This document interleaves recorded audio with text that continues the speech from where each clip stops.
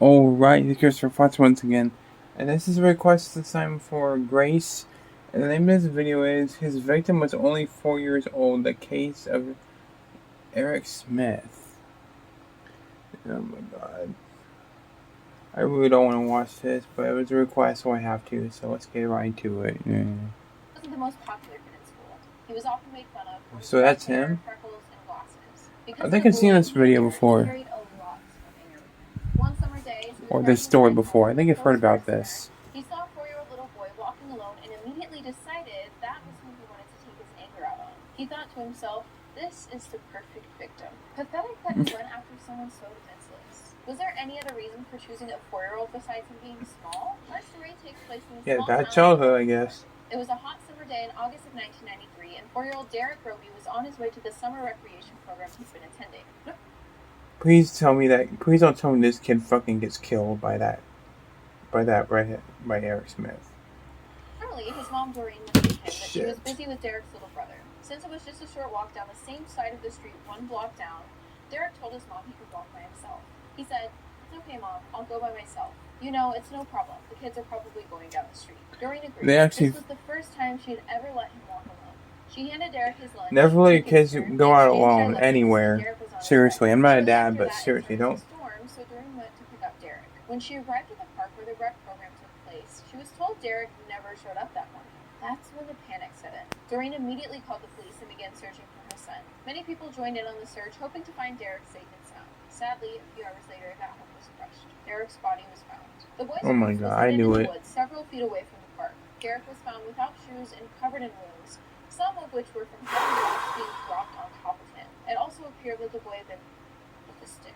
To make matters worse, oh my god, what is wrong with people? The clerk must have gotten it from Derek's lunch bag, which was found ripped open, missing the Kool-Aid. Megan, I need you for this. Derek's COD was later determined to be security to the head with contributing asphyxia. When word got out about the homicide, the whole town of Savona freaked out. Not only were they heartbroken for Derek and his family, but they were scared that whoever did this wasn't done. Who were they going to attack next? At first, most everyone thought the clerk was an out-of-towner, especially since the crime took place not too far from the Megan, you highway. smell weird. Not to mention, everyone in Savona knew each other, and no one could imagine one of their own being able to do such cruel things to this innocent 4-year-old boy, especially Derek, who was known by many as the unofficial mayor of Savona. He was an excellent T-ball player and an overall happy, outgoing kid, but it turns out the crime was committed by someone in town. About a week after the incident, the police had a confession from a 13 years old.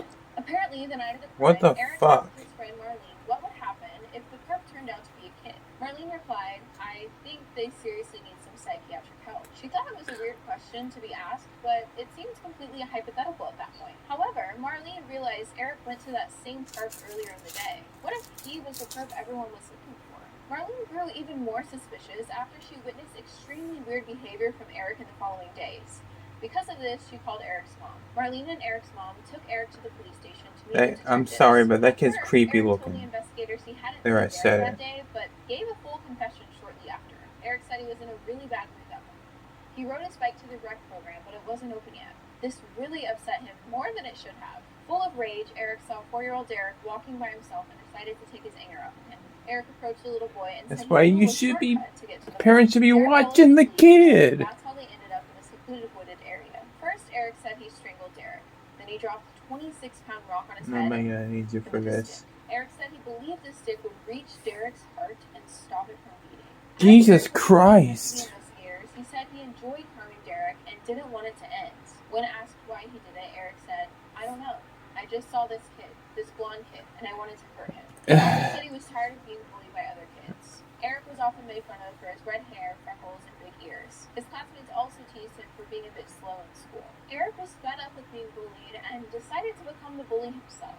It's obviously extremely messed up that he was bullied, but it still gives him no reason to go and execute an innocent little boy. Yeah, exactly. That kid, he's a...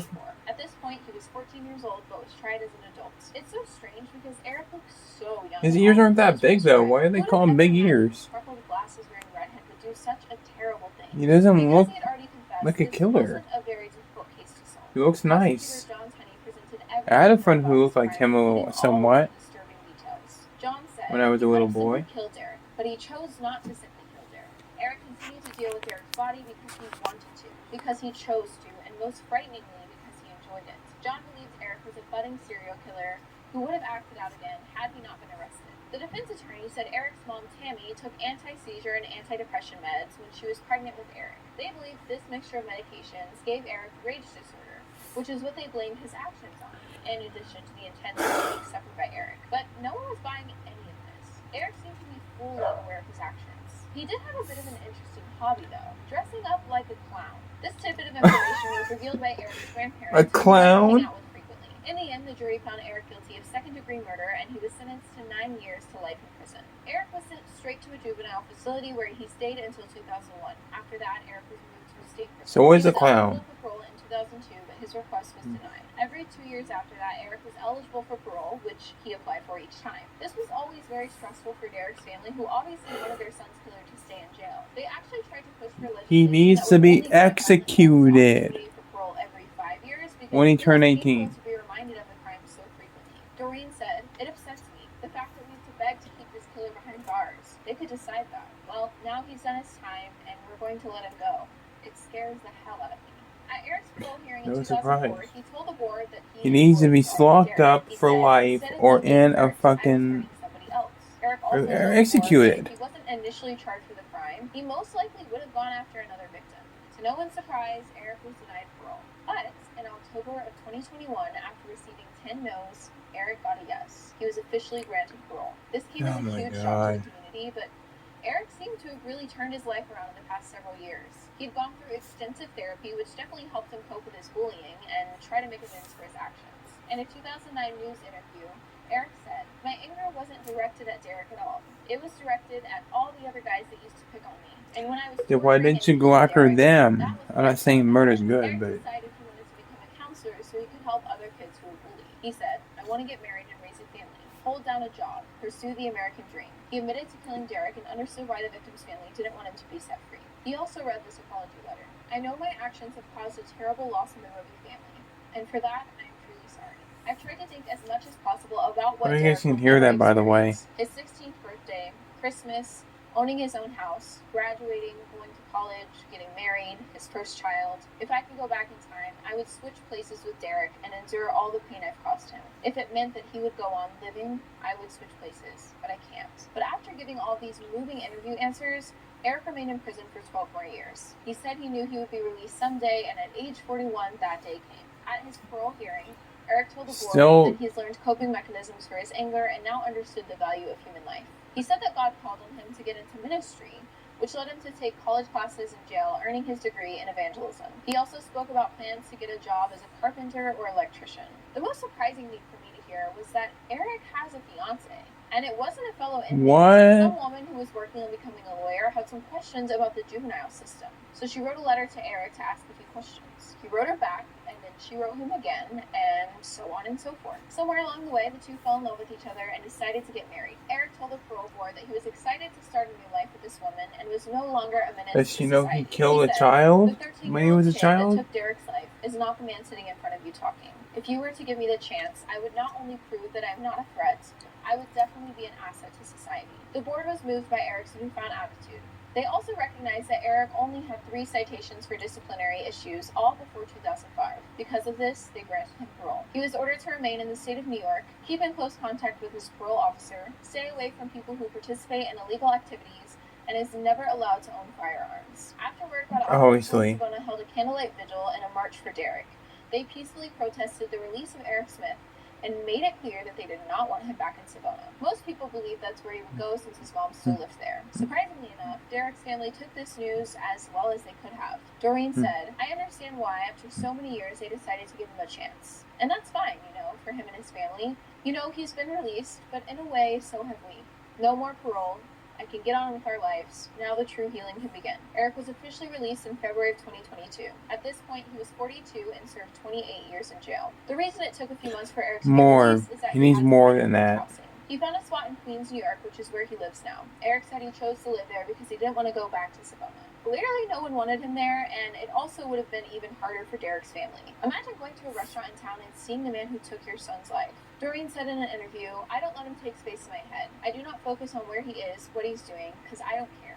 As as long as he's not near friends and family. Every anniversary following the day Derek passed, Doreen and her family always try to go out and do something fun to keep their mind off of things. Derek loved vanilla ice cream, or as he called it, white ice cream with sprinkles. So they go out and make some that's so sad. every year. The hope of the Roby family and everyone in Savona is for Derek to be remembered for the positives. He was a bright, bubbly little boy that was loved by many. He truly deserved to live a full life, and no apology Eric can give will make up for that. As for Eric, it's unfortunate he was bullied so much in his life, and reports also mention him experiencing an abusive childhood. It's sad he had to go through that, but even more sad he resorted to violence as a coping mechanism. I really hope Yeah, this it's not right. doesn't blow this second chance at life.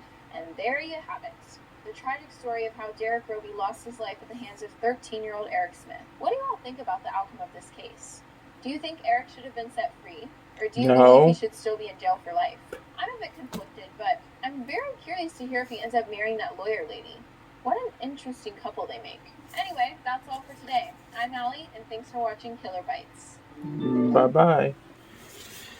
Oh, man, I had no idea what to think about that. Excuse me, I'm sorry, guys. That was interesting, I guess. I'm not too sure. I mean, does he deserve life in prison or death penalty? I don't know. I mean, he deserves more jail time than he got, I'll tell you that much. That's fucked up, man. Poor Derek, man.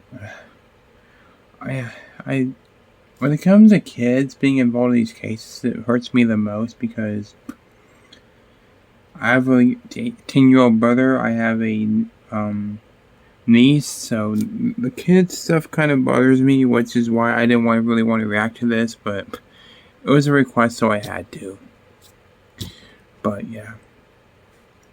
But that's what I'm going to do. I'm going to watch something happy, or have something happy for me. Like a horror movie or something. Yeah. Me and Megan will see you guys in the next video. Have a good night, everyone. We're going to see you all in the next one. Bye-bye. Bye.